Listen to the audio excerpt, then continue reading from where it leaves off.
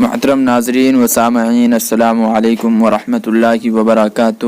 ناظرین، استقبال ہے، خیر مقدم ہے آپ کا ہمارے اس چینل پر۔ ہاں ناظرین، آج مالی گاؤں کے نئی مسجد اسلام پورہ میں جو الحمدللہ مالی گاؤں کے اندر ہے، اور وہاں کی امام و خطیب جو ہے نئے سال پر حضرت مولانا سعید احمد صاحب کو ملی، جو 50 سال مکمل ہونے پر اعتراف و خدمات اور دیگر تحفے تحائف کے علاوہ نقد رقم 3,35,000 روپے بطور ہدیہ آج جو ہے انہیں پیش کیا گیا۔ ماشاءاللہ وہاں کی کمیٹی نے ایک نیا قدم اٹھایا ہے۔ اس قدم کو دیکھ کر آپ کو کیسا لگ رہا ہے، آپ بھی ہمیں ضرور بتائیے گا۔ آپ دیکھ سکتے ہیں ان تصویروں میں کس طریقے کے امام صاحب کو تحائف اور نقد روپیہ بطور ہدیہ کہ جو ہے 3,35,000 روپے نقد دیے گئے ہیں امام صاحب کو۔